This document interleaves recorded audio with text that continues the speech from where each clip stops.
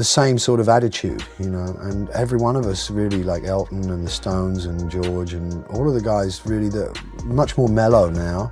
What if the truth about one of the most complicated friendships in music history didn't come out when the headlines were loud, but decades later in the quiet moments of reflection? What if the real story wasn't just about fame, music, or even love, but about guilt that never faded, a friendship that survived the unthinkable, and a man who carried that weight for the rest of his life? Because now, at 80 years old, Eric Clapton is no longer holding back. The walls are down, the filters are gone, and what he's finally admitting about his bond with George Harrison is deeper, darker, and more emotional than anyone expected. This isn't just a story about music legends. This is a story about betrayal, about love crossing lines it never should have, and about a friendship that somehow refused to die, even after everything that happened. Because what these two men went through together, most friendships wouldn't survive it, but theirs did. And that might be the most shocking part of all. To understand how everything unraveled, you have to go back to a time when none of this pain even existed. Back to the 1960s, a time when the world was changing fast and music was at the center of it all. The Beatles were more than just a band. They were a global phenomenon. Everywhere they went, chaos followed. Screaming fans, flashing cameras, a level of fame the world had never seen before. And at the center of that storm was George Harrison, the quiet one, the one who didn't chase attention, who didn't fight for the spotlight, who often seemed like he didn't belong in the madness surrounding him. At the same time, a young Eric Clapton was building a name for himself in a very different way. While the Beatles were dominating pop culture, Clapton was becoming something else entirely, a musician's musician. Playing with the Yardbirds and later Cream, he wasn't chasing fame the same way. He was chasing perfection, sound, feeling. When these two worlds collided, it didn't feel historic at first. There was no big moment, no dramatic introduction, just two young guitarists crossing paths, feeling each other out, quietly recognizing something familiar in one another. But here's what most people don't realize. At the beginning, they weren't even that close. Clapton didn't see Harrison as a best friend. Not yet. Not even close. In fact, he once admitted he saw him as just another musician. Talented, sure, but not someone he would open up to emotionally. And George? He wasn't the kind of person who forced connections. He was patient, observant. He let people come to him. So their friendship didn't explode overnight. It grew slowly. Late-night jam sessions, conversations that weren't always spoken out loud, moments where music said what words couldn't. And that's where everything changed. Because as they spent more time together, playing guitars, experimenting with sounds, even diving into the psychedelic culture of the time, something deeper started forming. A bond that wasn't loud or obvious, but real. They understood each other in a way most people didn't. Both of them were introverted in their own ways. Both struggled to express emotions directly, and both found their voice through music instead of conversation. That's what made their connection so powerful. But it's also what made what happened next so devastating. Because while their friendship was growing stronger, something else was quietly building in the background, something dangerous. Her name was Pattie Boyd. She wasn't just George Harrison's wife, she was his world, his muse, the woman who inspired his music and stood by him during the most chaotic years of Beatlemania.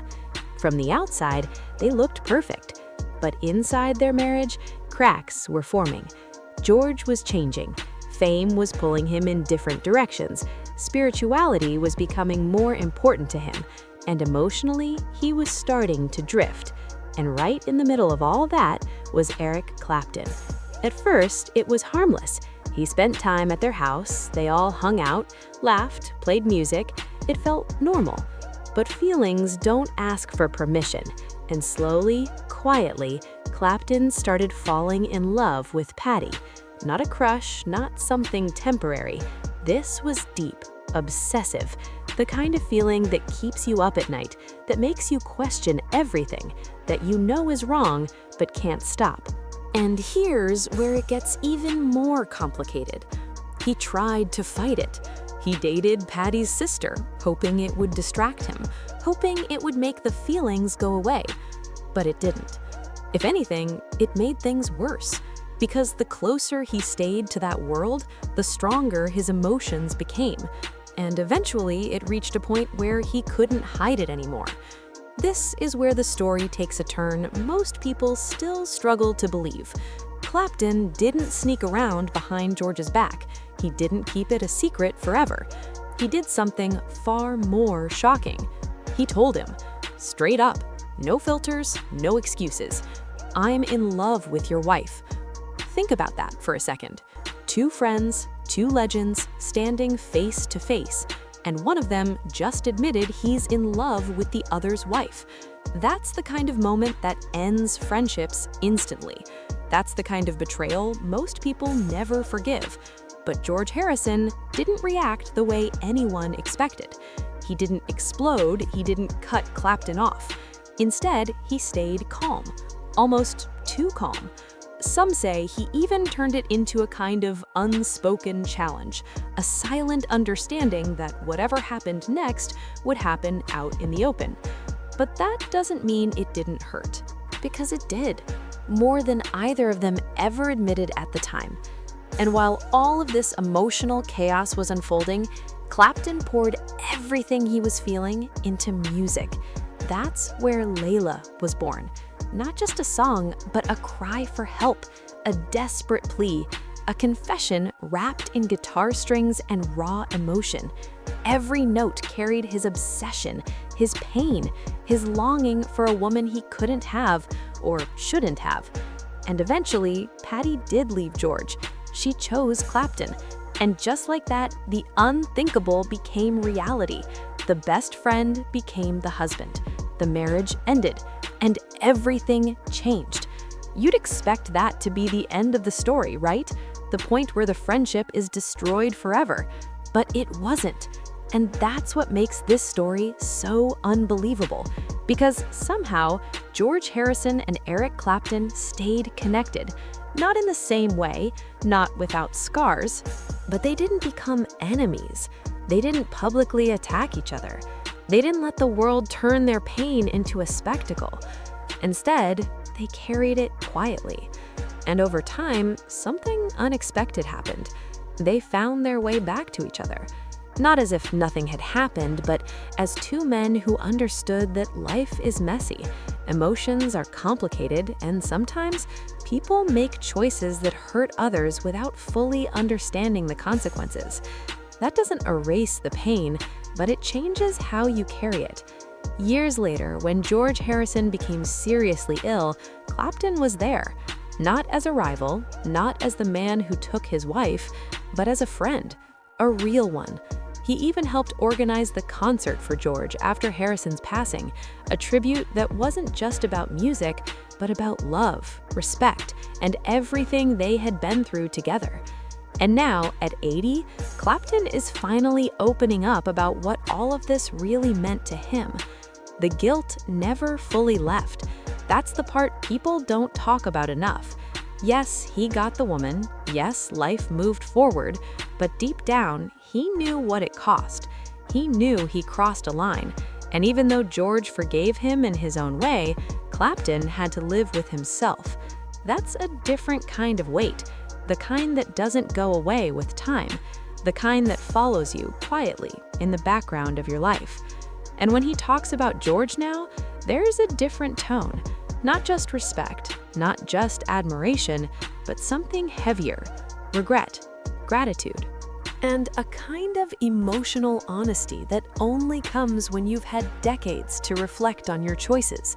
Because in the end, this wasn't just about a love triangle. It was about two men navigating fame, emotions, and human weakness in a world that expected them to be larger than life. But they weren't. They were human, flawed, complicated, searching for connection in a world that rarely gave them peace. And maybe that's why their story still hits so hard today, because it reminds us that even the biggest legends aren't immune to the same struggles we all face: love, loyalty, mistakes, forgiveness. And the question that never really goes away: was it worth it?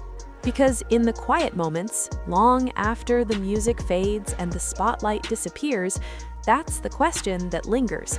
And for Eric Clapton, it's one he's still answering.